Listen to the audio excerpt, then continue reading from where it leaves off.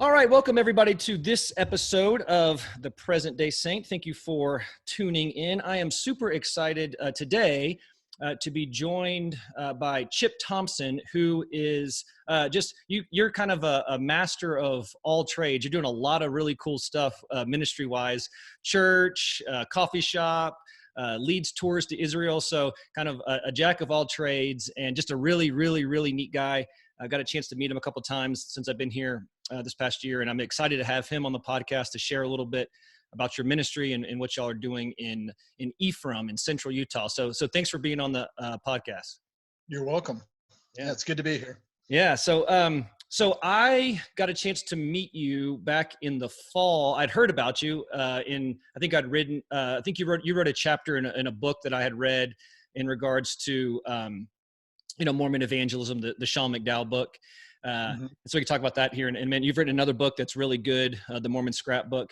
But I got a chance to go down to Ephraim, which is kind of in the middle of nowhere in Utah, and in the fall, and get a chance to meet you, and just really just loved your ministry and what y'all were doing. And I don't know, just really, it was just exciting, and it kind of started giving me vision about some things we could do in Utah County. And so I'd love for you just to kind of share your story with our listeners, because it's just such a cool story of how you ended up in sort of the middle of nowhere in Utah doing ministry for all these years. So let's start from the beginning. Obviously, you're not from Utah, right? Yeah. What you were in Arizona, right? Before this? I grew up in the Midwest, but I was living in Arizona. I was a youth pastor, and I was bringing youth groups to a camp in central Utah called Utibica. And at that camp, the pastors that were there, the local missionary pastors from Utah, they kept talking to me about, you ought to move to Utah. Yeah, we really need Christians in Utah. And I completely didn't get it. I didn't understand what they were saying or the need, or I guess. And so several years we brought youth groups from Phoenix to the camp. And one year as we were leaving, one of the missionary pastors, kind of ironic, his name is Jonathan Edwards, great name for a missionary pastor. Yeah. Anyway, he challenged me. So on your way home, see how many Christian churches you can find between Ephraim, Utah, and between Page, Arizona. So traveling down through Utah, over 200 miles, and see how many Christian churches you can find. And so we did. Every town we went through, we looked down every street for Christian churches. And he knew, but we didn't know, that there were none. And so we were shocked. We went through easily over 20 rural Utah communities, and none of them had a Christian church in them. Yeah. And we were just floored that it could possibly be so devoid of Christianity. And my wife and I had actually been considering going with New Tribes to reach unreached people groups in Indonesia. And God really spoke to us through that experience and just said, why are you going to go all the way to Indonesia when there's an unreached people group just 200 miles north of you? Yeah. And so that drew us to Utah.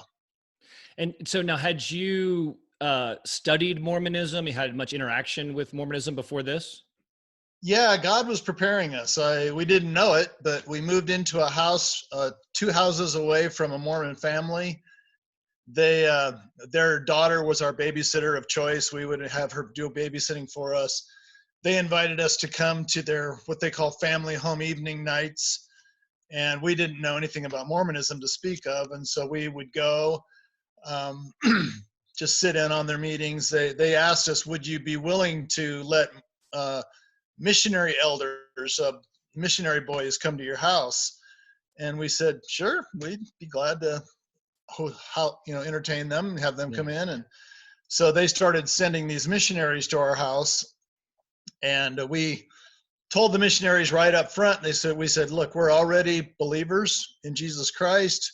Our basis of our faith is based upon the Bible and what it teaches, and we'll be glad to consider whatever you teach, so long as it is in agreement with the Bible. And of course they said, oh yeah, that's great.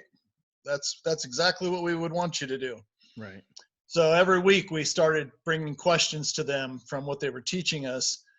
and the questions got bigger and bigger, and the gaps became larger and larger, and the boys had no answers for us. And so, yeah, that was how we got introduced to Mormonism. And so this was when you were in Arizona? Yes. Yeah. So yeah, like you said, so God's kind of preparing you for, to move there, but preparing you and then actually making the jump, right? That's two completely different things. So, you drive back, you see there's no Christian churches, like you said, even on your biography on your website on trygrace.org. Encourage everybody to go to the website and check it out. But then you go back to Arizona and you see a Christian church almost on every corner, right? Yeah. Yeah, it's kind of like coming from the South, kind of the same way. So then what was it though that, what was it that said, okay, from man, they need ministry, they need Christians in Utah, to you saying it's going to be us? Well, we were, like I said, we had a heart for an unreached people group. Yeah. And so we had already applied to new tribes and been accepted by new tribes, but God changed our direction. And so we just told the Lord, if you want us to move to Utah, then just open those doors for us and we'll go. And we had no idea how quickly that would happen. Within 6 months, God moved us to Utah. And so what was that? Yeah. What was that? How does that happen? Well, I had a business with my father, Thompson and Dad Painting, in Phoenix, where we painted houses. And I was talking to my dad, talking to our pastor. I was the youth pastor, so talking to the pastor, Pastor Fellers, about our desire to go into missions. And we were sharing the need in Utah, and that we were thinking God was drawing us that direction. And then about 6 months before we moved, we came to a point in our business, in our painting business, where we had no work. Mm. And that was really unusual. We were always booked months ahead of time, but somebody canceled out at the last minute. We couldn't find anybody that could fill the spot. So we had like an empty week. And so my dad said, well, if you're really thinking about going to Utah, why don't we go up there and just look around, see where God might lay on your heart to come. And so we did. We spent a week just looking around Utah. We stayed with the missionary pastor, Jonathan Edwards, in his home in Salina, and we looked all around and basically came to the conclusion that you could just about settle anywhere, put your finger on the map, and there's a need there, because there was no Christianity basically anywhere. So, yeah. So, and then why Ephraim? How'd you all decide on Ephraim? It's the city right below the camp, and I had a heart for camp ministry, and I knew the people there, and we just really felt led that Ephraim was a good fit for us. It had a college in the town, so it was a little bit more open-minded than the other rural communities. And so we thought, well, there's a college in town, a little more culture, it's a little more of a thriving community, and there's no Christianity here, so we'll move there, we'll help the camp, and we'll start a Bible study in our home. And when, like, what year is this? 1991. Wow. That's okay. When we moved. Yeah. So you moved, you moved your whole family, yep. Wife, kids, everybody, y'all move up there. What was their sort of thinking? I guess you guys were ready to go somewhere. Obviously you guys were ready to, but so it wasn't that big of a, shock, but what was their, when you getting to Utah, what was kind of their reaction to it? I think we all felt very comfortable moving here. It was different, of course. We were the only Christians, so everybody in town that we knew were Mormons, and they would all ask us, so what ward are you a part of? Right. And we would say, well, we're not LDS. We have a Bible study in our home, and we really didn't have a lot of opposition. I only remember one family who later asked us to pray for their son, but this family, when they found out we moved to Utah, they said, why don't you go back home? What are you doing here? Really? And we just said, well, it's America. We have the right to live anywhere we want to live, and this is where we've chosen to live, and so we're going to live here. Now, Ephraim is in Sanpete County, right? Right. Now, on your website, you have some demographics. I just don't. I didn't realize this. I'm sure you kind of didn't realize this either until you're here. But talk about the demographics of Sanpete County in regards to Christianity. I mean, you have like even this really neat statistic in regards to even like Muslim nations, in regards to the percentage of Christians and just how small it is in that area. Yeah, and this is pretty much true of all of rural Utah.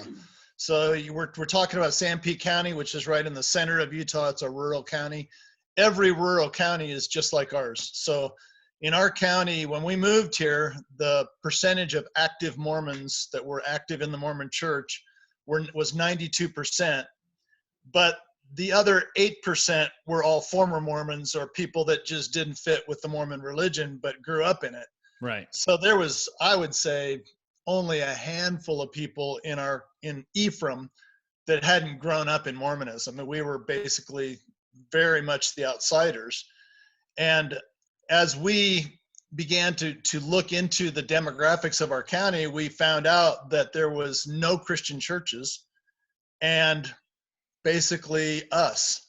Yeah. And so the percentage of Christians was way below 1% when we moved there. Today, we're getting close to the 1% mark after 27 years of ministry. So wow. We're growing, but we still have a long ways to go. So there's less than 1% Christians in our county, which is less Christians than almost any Muslim nation. There's a few Muslim nations with less Christians than we have, but that's so most of the African nations that we all send missionaries to Africa, most of those nations have way more Christians than we have here in central Utah. Yeah, it was interesting on your website.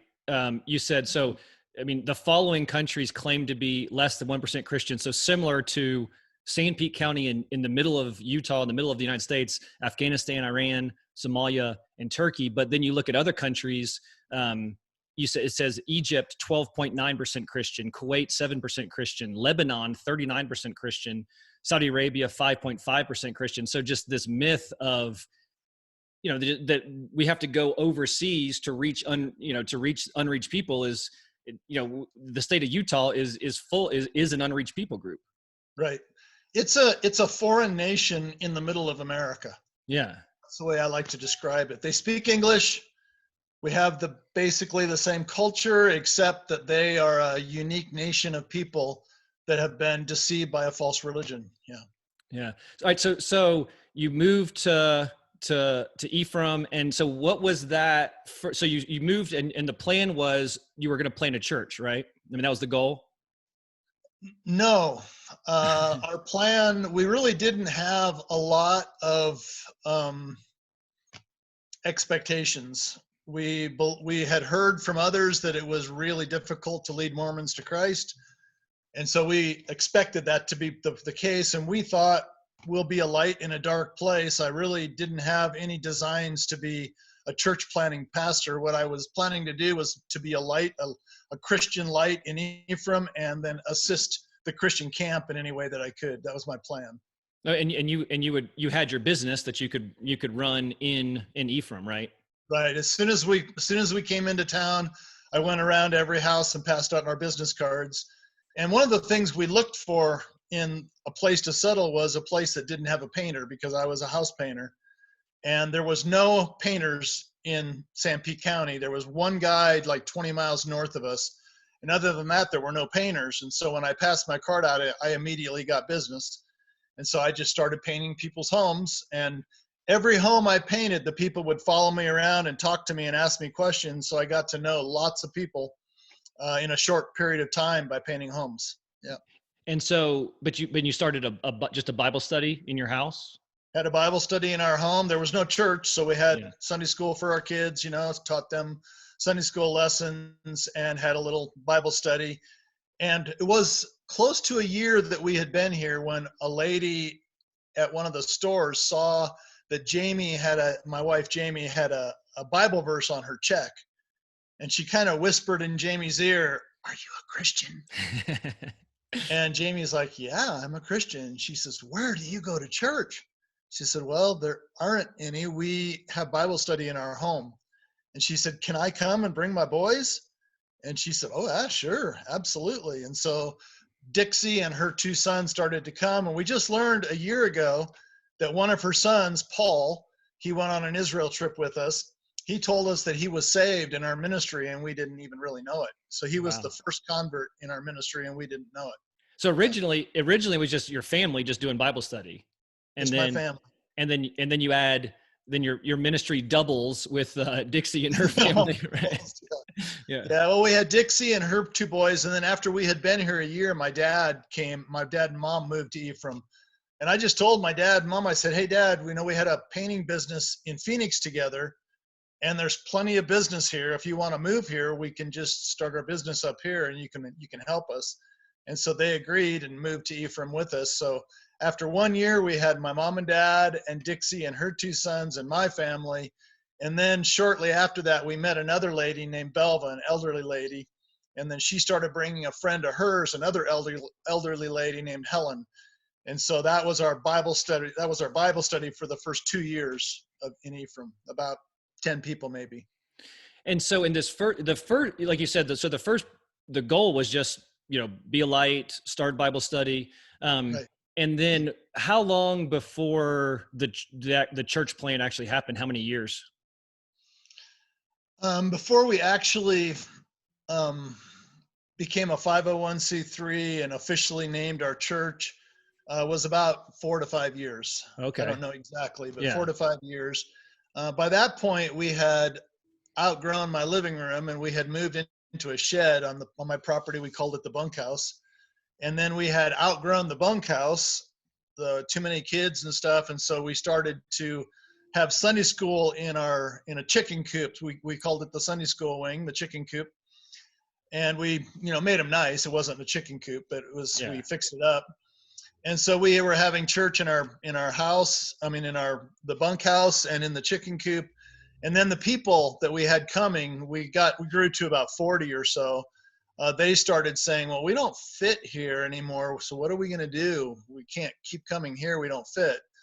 And I had already determined in my own heart that I wouldn't be the outsider that started a church in Ephraim. I was going to help facilitate it, but there was going to be the people of the community that were going to actually start the church. Mm-hmm. And so we said, well, we could start a church and buy a church building. And they said, yeah, we think we should do that.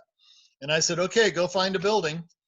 And so the people went out and came back with suggestions. And then we went and looked at it with them. And we took a couple of the men that were in our church and became the trustees of our 501c3 and named our church. We asked the people, what do you want to name the church? And they said, well, we base our beliefs on the Bible, so we're going to call it the Ephraim Church of the Bible. And I said, yeah, that sounds great. Let's do that. And we had them help us design our first constitution so that it would make sense if people in the community went to our website, read our constitution, what we wrote would make sense to them and would define terms so that they understood that we don't believe what they believe. And so they helped us design our statement of faith. And we bought a building and moved into a building after about 5 years. Wow. That's all. And it was and so about 40 people were part of the church. Now, were Yes. were they all converts, or were these people that were some were moving to the town, but I mean, were you actually having some people that were converting from Mormonism? Oh yeah. The only people that moved in that were Christians was one couple, Jim and Penny Kittlesrud. They moved in and they were Christians, and then my parents and us. Mm-hmm. So everybody else that was coming were all from the local community, and they were all people that had been burned by Mormonism and were looking for religion outside of the Mormon faith and heard about our Bible study and started coming, and we were able to start leading people to Christ. Wow. That's so amazing. So, all right. So how many years before the coffee shop? Because I want to kind of segment that off. In how many years before had you been there before the coffee shop sort of came into fruition? So yeah, 13 years. We were here. We got the church up and running. By the 13th year, we were over 100 in our church, and we had solid leadership in our church. And so we called in another pastor. And Jamie and I just really had a burden for the college, because here we have this state college that's probably 98, 95% Mormon, something like that.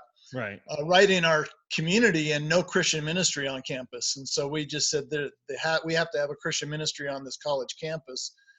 And so we started praying, and that's when God allowed us to buy the college facility, the college house. And that's when we decided I can't pastor and start this other ministry. We need to call in another pastor. Okay. So, all right. So obviously I want to dive into that, but from what I remember, what you just kind of, you tell me the story, during the time when you had the church, you were obviously active in the community. I think you told me that when one of the DVDs, was it DNA versus Book of Mormon, or the Bible versus the Book of Mormon, came out, Right. you went out and passed out a copy to like every person in the community or something like that? Yeah, every DVD that Joel Kramer produced that had to do with Mormonism, we passed it to every house in our whole county. So we went to every community. We have 14 rural communities in our county, and we would go door to door and pass it out to every house.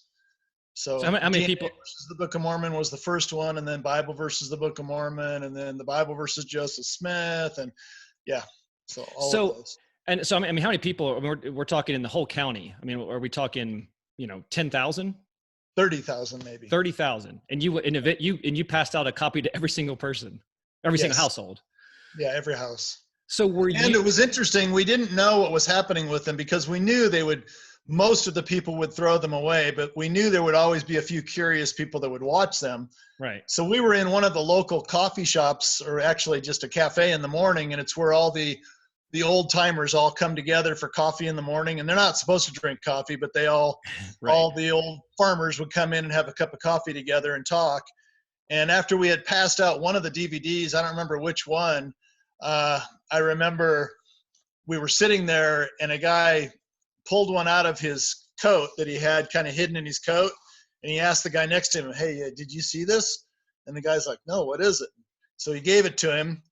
And then somebody else asked, "Well, what was that you just gave him?" So they passed it under the table, across the table, and they were looking at this. And he said, I got it at my house. Somebody dropped it on my doorstep. And he said, I watched it. It was really interesting. You ought to watch it. So they were passing these DVDs around And you're in just the sitting coffee there, shop. and you're just sitting there watching. They don't Yes, even know. They don't even know who you are. Well, right. but so, I mean, I guess you had to have been getting a reputation in the community. I mean, were people, there got to be some people that were angry at you, that wanted you out. And then obviously other people that as you're building relationships. So how was that? I mean, being a missionary in this non-Christian community, how was that for you in regards to relationships? Well, I think most of us know that at least most of the Mormons are not violent people. Yeah. So they were never aggressive towards us. They're not aggressive people, but they were passively against us. We heard after we had lived in the community for about 6 months, and we had a Bible study in our home, and just a couple people were coming to our Bible study. We heard from one of the local friends that we had that they had announced in their church that we were apostates, or I don't know, something, that we were outsiders, that we were starting a cult in the community, and that they should avoid us and not have anything to do with us. And so we heard that got announced in all the churches in Ephraim. And so that was one thing. The other big thing that I think really, and I don't even know for sure how people connected me with it in particular, but after we had been here for maybe 8 or 9 years, Randy Gavin, a former Mormon from Salt Lake City, had been working with a very rich guy whose last name was Hughes. And I don't know if he's related to Howard Hughes or what, but his last name is Hughes. He's from Canada. And they were producing a DVD to expose the lies of Mormonism. And he was very rich. He produced and gave to the ministries of Utah 1 million DVDs. And it was called Jesus Christ, Joseph Smith, A Search for the Truth. And it's very well done. It's still out in circulation today. And he gave us enough to give to every house in Utah. And so Randy the entire took state. it upon. What's that? In the entire state. Wow. Yeah. So Randy took it upon himself to pass it out to door to door in all the large communities, the metropolitan communities. And I told him that I would recruit people to recruit the funds to mail it to all the rural counties. And so on the same weekend, we we raised the funds and mailed it, had a mailing service do it for us, mailed it to all of the rural counties on exactly the same weekend. And then on that same weekend, Randy and all the churches that he had recruited passed it out door to door. And so basically we spread that video to the whole state in one weekend, and my name somehow got attached to it, and I got death threats on the phone for doing that. Really? Yeah, but I mean, nobody actually attempted to kill me. They just called and threatened us, that we better watch our backs and stuff. Yeah. So, I mean, were y'all basically loners during that time? I mean, were you built, or I mean, you have a small community, obviously, with the Bible study and then the church, but I mean, are you building relationships in the community, or how's that going? Yeah. I mean, Jamie got involved in the school, highly involved in the school. She became the PTA president in elementary school. And then later on, she was the parent teacher advocate for the junior and senior high school. And I was coaching Little League soccer, Little League basketball. My two boys, I have two boys that are about 4 years apart in age. And I coached Travis's school team from junior high all the way up through his freshman year in high school. And then they all went into the high school program. And then I started with Josiah's team and coached his team all the way up to there. So I was in the community, meeting people, getting to know people.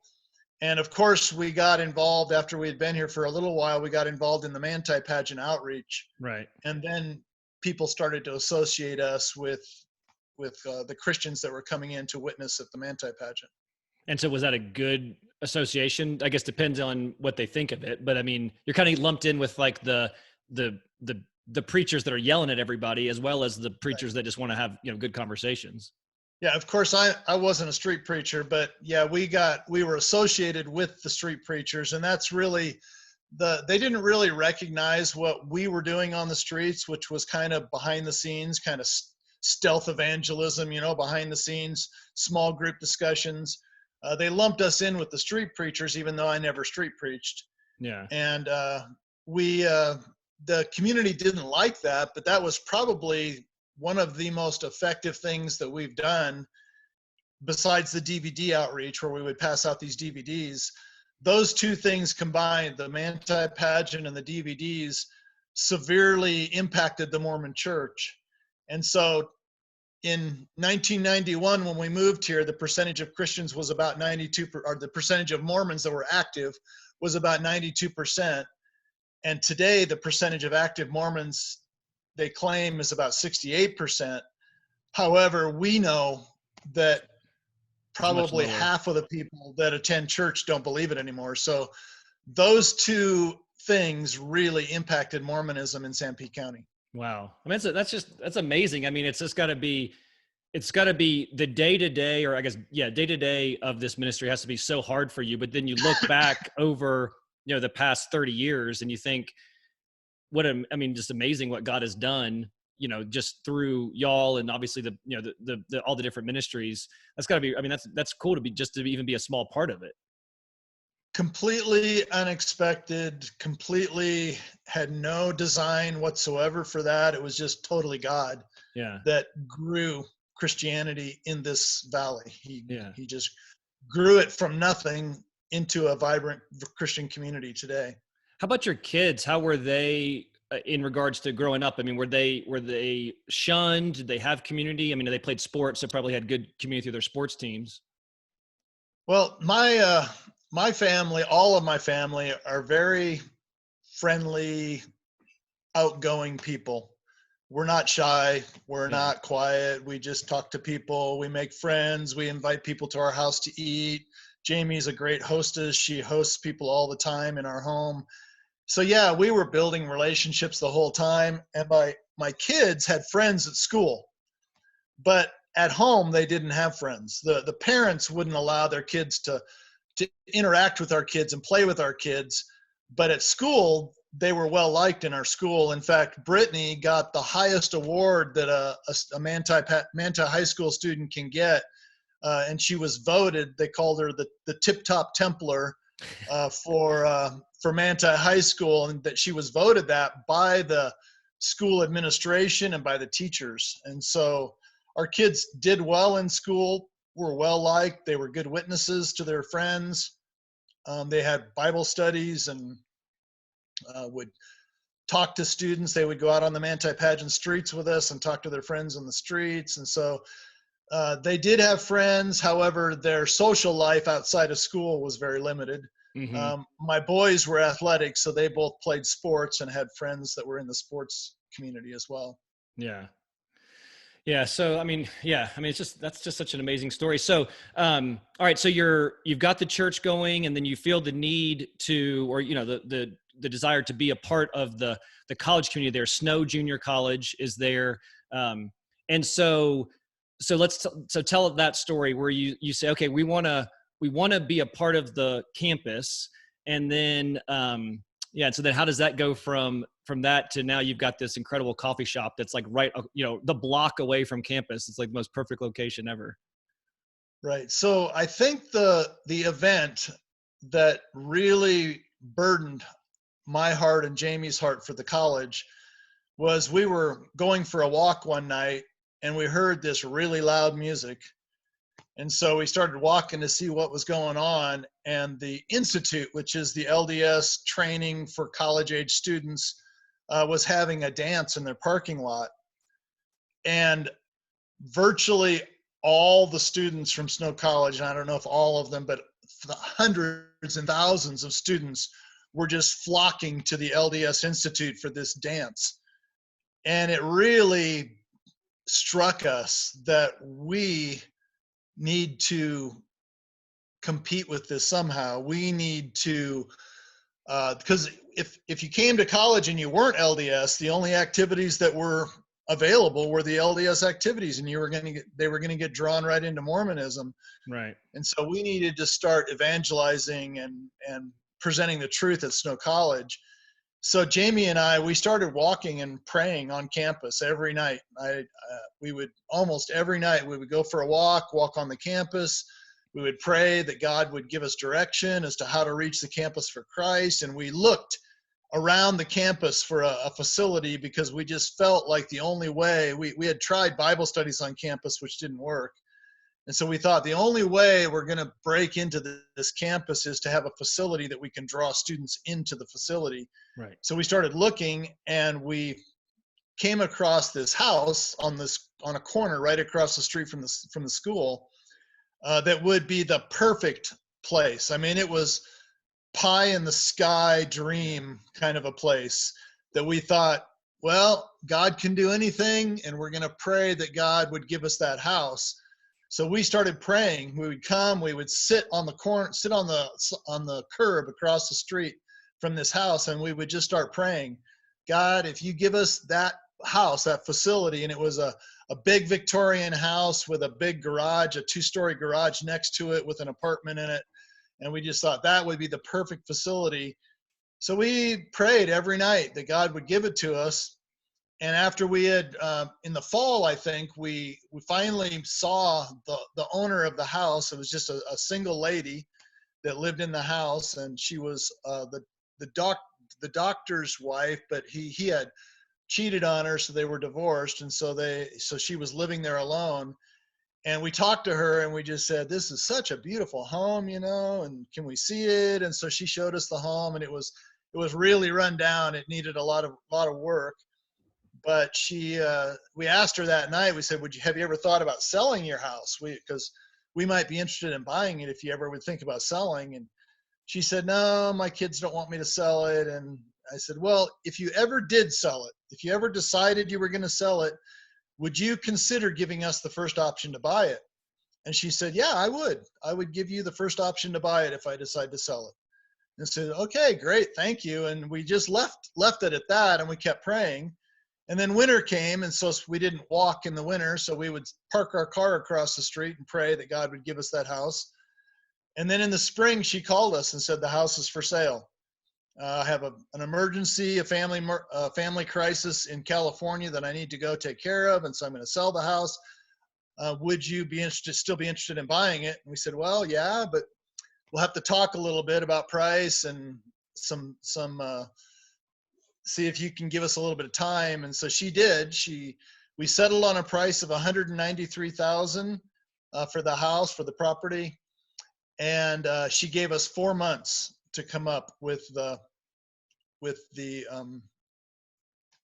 price, financing for the house. And so we started sending emails out and asking people, would you consider helping us to buy this house? And if we get enough pledges, enough donations to buy it, then we'll buy it. If we don't, then we're not going to take out any loan. We can't afford a debt on this house. So we started sending emails out.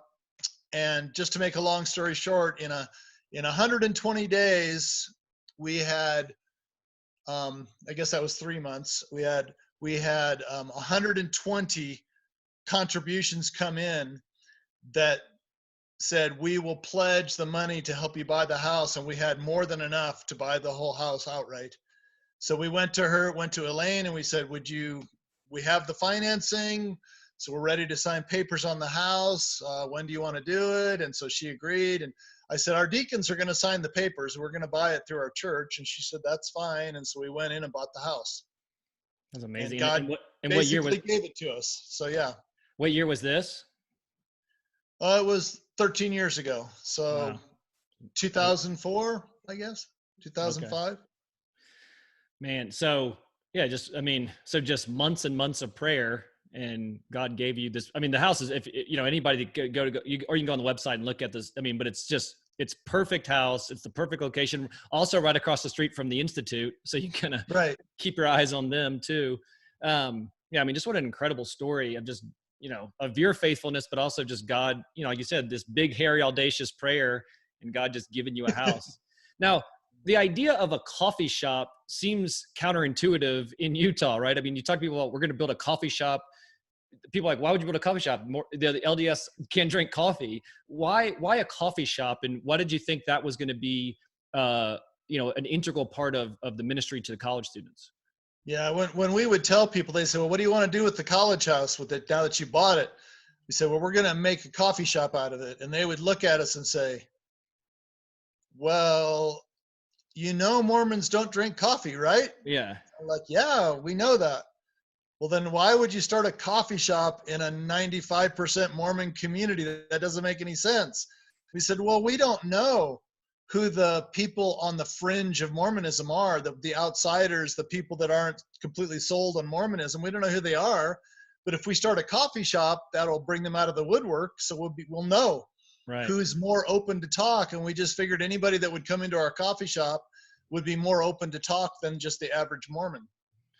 So yeah, so you said, okay, we're going to start a coffee shop. And was that, so the original plan was just start the coffee shop? I mean, did you have plans for all the things you're doing now, the internships and all that when you started it? No, we had plans for the coffee shop, and then we had plans for a campus ministry, a Bible study that we would do in the coffee shop for any students that wanted to come to our Bible study. We originally called it the Solid Rock Christian Fellowship, and it has eventually become an InterVarsity club. So we have an InterVarsity club.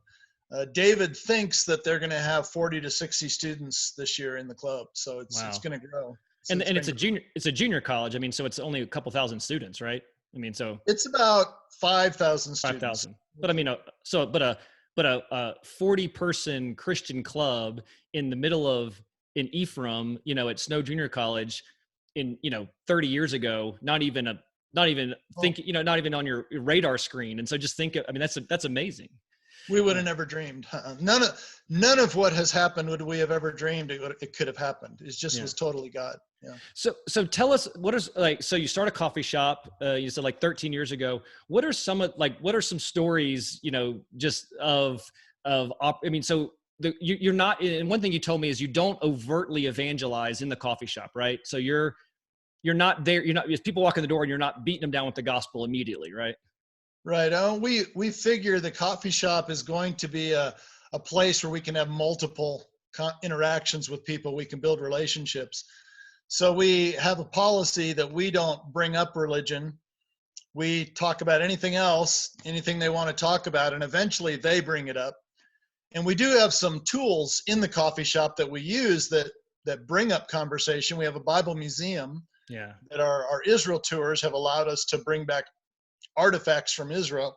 So we have about basically 4 display cases with artifacts from 76 different biblical sites in the museum that brings conversation. It causes conversation. So And, yeah. and the point of that is just to begin conversations about the reliability of Scripture. Is that kind of, or Right. yeah, Yeah, actually now with the drop in Mormonism, the percentage drop in Mormonism, we're realizing that we did a really good job of exposing the flaws of Mormonism to them. And we also shared the gospel as much as we could. Every time we would talk to somebody, we would challenge them on their doctrines, but also share the truth with them.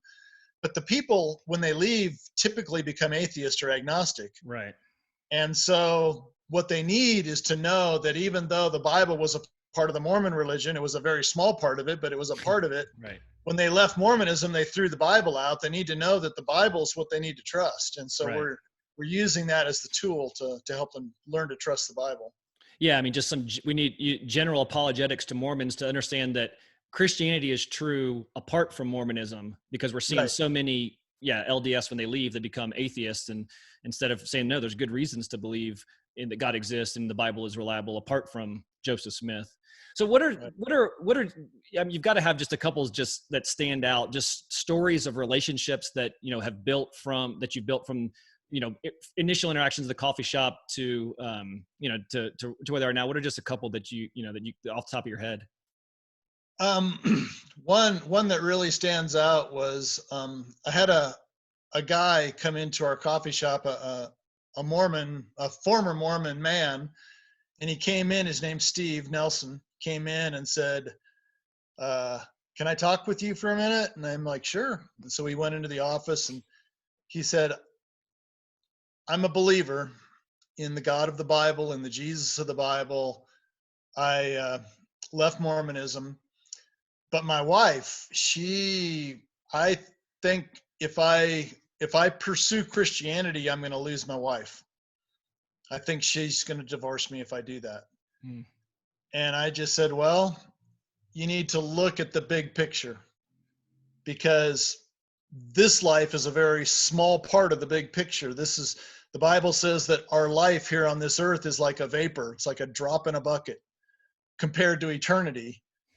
And you can either lose, maybe, you may not, but you could lose your wife for this vapor of time, this little short period of time, or you could be a witness to her and lead her to Christ, and then you could lead your family to Christ and then save them for all eternity. That would Right. be the goal." And I said, so you have to look at that, and it's worth the loss. Jesus is worth the loss. Eternal life is worth the loss if that happens. It may not happen. And he thought about it, and he agreed. He said, "You're right. I need to share my faith with my family, with my wife." So he did, and it was a very difficult period of time for them. But eventually she accepted the Lord as well. But before she did, she came in, she liked coffee. And so Steve used the coffee shop as a lure to draw her in to meet us. She didn't really want to meet us. She didn't really like us from what she'd heard from the community. So he lured her in. And when he got her in there, he said, "This is Chip Thompson." And she's like, "Oh, you're Chip Thompson." I've heard about you. Yeah. Yeah. And I'm like, "Yeah, my name's Chip Thompson." And he goes, "Mitz has some questions. So do you have any questions for Chip?" And that would completely caught her off guard. And she was like, "Okay, so tell me what you believe about baptism." So I explained Christian baptism to her, and she told me today, she said, I didn't hear a word you said. I don't know what you told me, but she just remembered thinking, "Oh, I think that's ridiculous."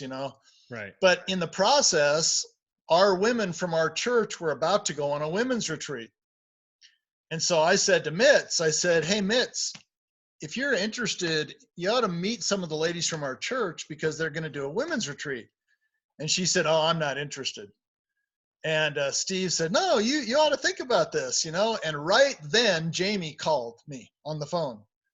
So I answered the phone and I said, "Oh, hey, it's Jamie." I said, "Hey, Jamie, there's a lady here you ought to talk to. Her name's Mitz. Here, talk to Mitz about the ladies retreat." And I handed the phone to Mitz. Mitz is like, "No, I don't want to go on the ladies retreat." And so she's, "Hello," and she talks to Jamie, and Jamie's like, "You really should go on the ladies retreat with us." And Mitz was like, "No, I really shouldn't go on the ladies retreat with you. I don't want to go on the ladies retreat." And so they hung up, and Jamie evidently booked it over to the cafe. And just a minute later, she comes in the cafe, and I'm like, "Oh, Mitz, here's Jamie." And Mitz, so they meet each other and they start talking, and she's like, "Yeah, we're going to be leaving in just a little bit. It's just going to be a bunch of ladies. You'll have a great time. You'll meet some new people. You ought to come with us." And Mitz is like, "No, I don't want to go." And so then they left, and Steve took her home and proceeded to pack her suitcase. And long story short, she ended up going in the ladies retreat, and it completely freaked her out. But she eventually accepted Christ. And so you can hear her testimony online. You could pray for her right now. She's having some struggles, but you could pray for her online. But you can see her testimony online. It's just look up Mitz, Mitz Nelson, and watch her testimony online. It's the most watched former Mormon testimony in the history of former Mormon testimonies online. Really? And she has like 500,000 views on her testimony. She's a very interesting story, so you could go watch that. So that's one that really stands out. I mean, that's like, it's if only if that was it, it would be worth it. I mean, if that was your whole ministry. So do you have? I mean, do y'all keep stats on like students that that you know of that have either left Mormonism or that have come to Jesus? Do you keep stats on that, or do you know any do you have any kind of idea what that's like, numbers wise? No, we don't keep stats. Yeah. And I honestly don't think we know the majority of the impact we're having on people. We have students that come back after years to our coffee shop and tell us, "I'm in a Christian church now, and you guys played a big part in that." And so we don't know what we know. We're impacting a lot of people, but we don't know exactly how, or we'll know someday. I was gonna say, this side of eternity you won't know, but then in eternity, you find all the people that you influence without even knowing, or that you influence people, and Right.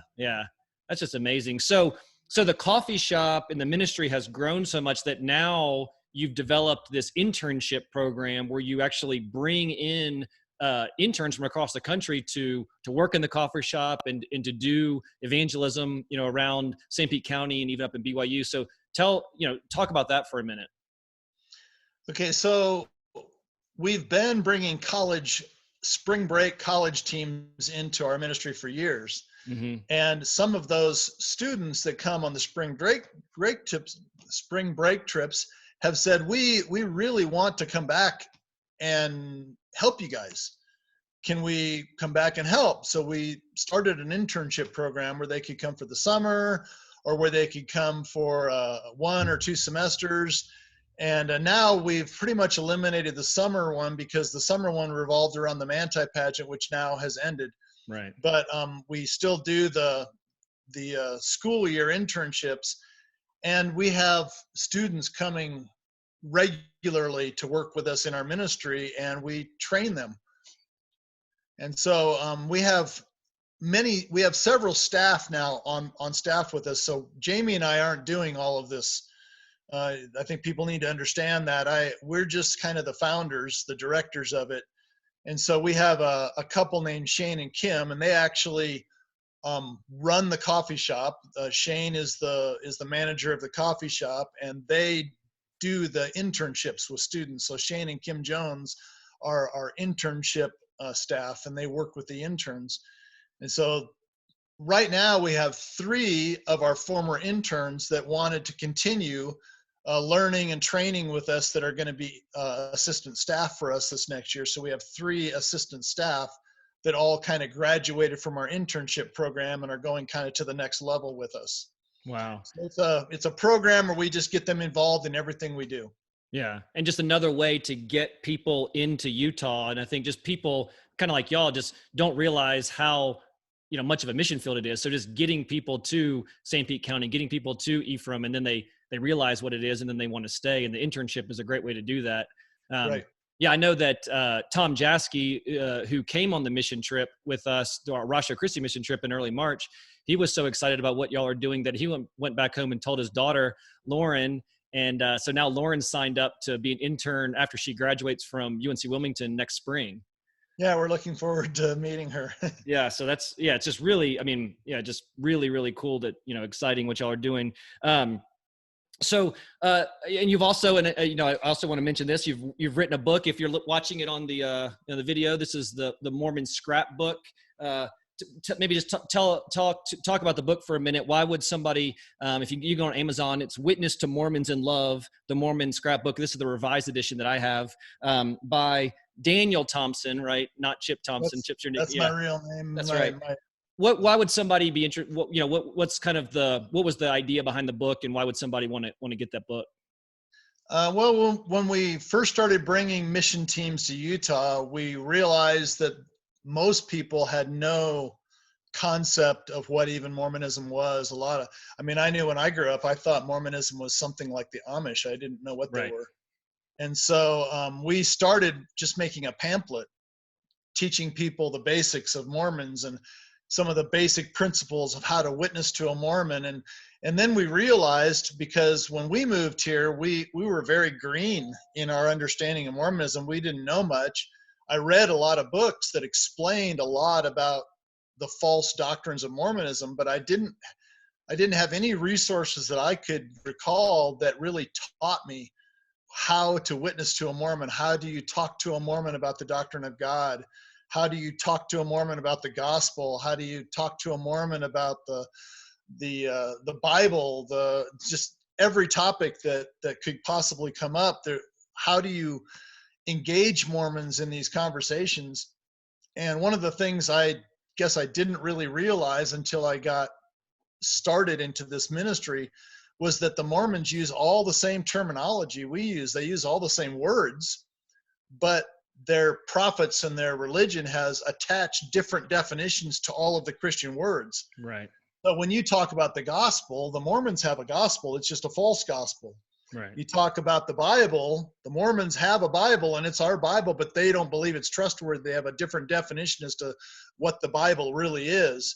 Who Jesus is, who God is, what salvation is, every topic. And so we decided we needed to write a book that would train Christians, like a hands-on book that would train Christians the basics of how to talk to a Mormon about God, or how to talk to a Mormon about salvation or the gospel, or whatever. And that's what the book is. And it's a great resource. We used that as we had two resources that we had our students that were coming out here read before they came out here, and that was one of them. And it's a really great resource. And then also on your website, trygrace.org, you have tons of videos and other handouts that people can use as that are resources from the book, that if they're engaging with conversations with the LDS, that they can use in those conversations. So you guys have just tons of resources that are available for free on your website that people can use in conversations with the LDS. Yeah, the book you can buy on Amazon if you want to just buy a single copy, or if you want to bring a mission team and you want to use the book, you can contact me and then I'll get them for you a little cheaper than Amazon. So yeah. So you guys are just doing so much stuff. I mean, I know you got to go, but one other thing that you're doing is you're leading trips to Israel, and now how did that get started? And what's the goal on these Israel trips? All right. So with the departure from the Mormon Church, the number one need is for Mormons to understand that the Bible's trustworthy. Right. And we just believed that they needed an authority, somebody who they could view as an authority on the Bible that could show them the trustworthiness of the Bible. And so these Israel tours have developed to the place where I'm writing a monthly article in the local newspaper about the Bible, about the trustworthiness of the Bible. And I have a Facebook Live post every Wednesday today, or every Thursday at 3:00. Today at 3:00, we'll have a Facebook Live post, which is a virtual tour of the Solid Rock Bible Museum. And each post that I do, each video that I do is a small piece that helps people to understand the trustworthiness of the Bible. And so these Israel tours are they're our training ground, I should say. And I've been trained by archaeologists in Israel that are friends of mine, biblical archaeologists, and we have begun doing archaeological projects with those archaeologists. So I've been to Israel on 3 archaeology projects where we've done a survey and a couple excavations in Israel. And I talk about those on my Facebook Live posts and explain what we found and what we did there.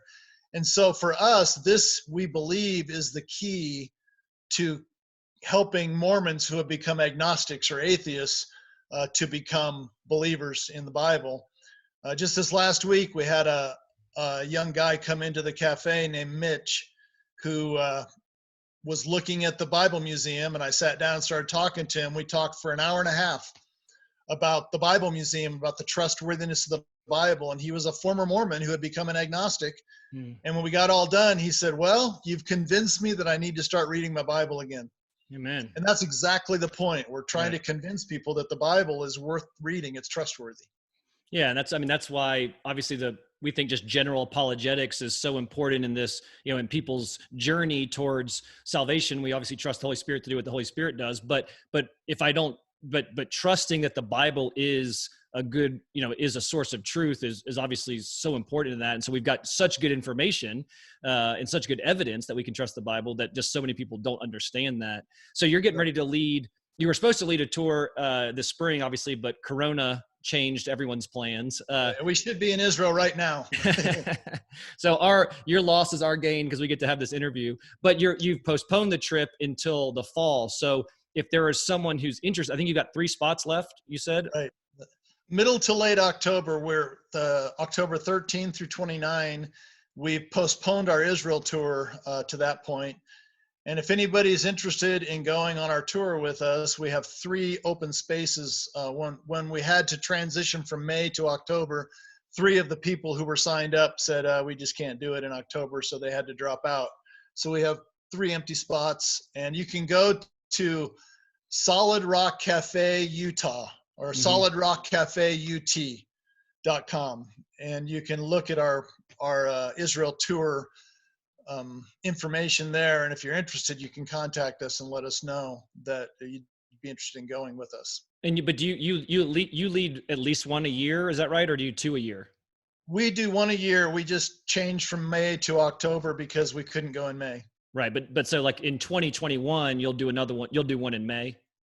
We're going to see how this October tour goes. We might switch to October because we'll have a lot less conflict with holy days, with Israeli holy days, the Passover, right, and those holy days that all happen in the spring. So we may start doing fall tours instead. Yeah. Well, that's awesome. Well, this is just been great. I mean, you guys have just such a great ministry. It's been inspirational for me to see what y'all have done, and that's really been the impetus for some of the vision that we have, I think, now for Utah County, just to see what y'all have done and what God has done through the ministry there in Ephraim. So maybe one last thing, if you are talking to somebody who's thinking about maybe moving to Utah, and it's obviously kind of scary, and they're thinking, I don't know, what would be some of the, after you've been here for 30 years, seen it all, what would be some, 1 or 2 of the reasons why you would challenge them to go ahead and make that jump to move here? Utah, beyond any shadow of a doubt, is the best mission field in all of America. Christianity has permeated all of America except for Utah. And so if you want to be a witness for the Lord, a missionary, and just do your occupation, if you're a school teacher or a doctor or a nurse or we have quite an industry, the Adobe, Microsoft, it's all there in the Provo area. And there's a lot of new church plants that would love to have mature Christians come in. So if you have a heart for missions and you want to be involved, but you want to be a lay missionary of some kind, Utah is the perfect place to move and to do that. And so it's a great mission field. It's a beautiful place. The mountains are all around us. and the people are nice. You'll enjoy the people, and they need to know the truth. They need the gospel. Amen. Yeah. Well, thank you so much for being on the podcast. All right. So if people are interested in the internship, or they just want to know more about your ministry, or even want to support your ministry, how would they get in touch with you? Trygrace.org is the easiest way. TRIGRACE.org. Try for Trinity, Grace for the Doctrine of Grace.org. And they can see the internship program there. They can see the Israel tours there under ministries.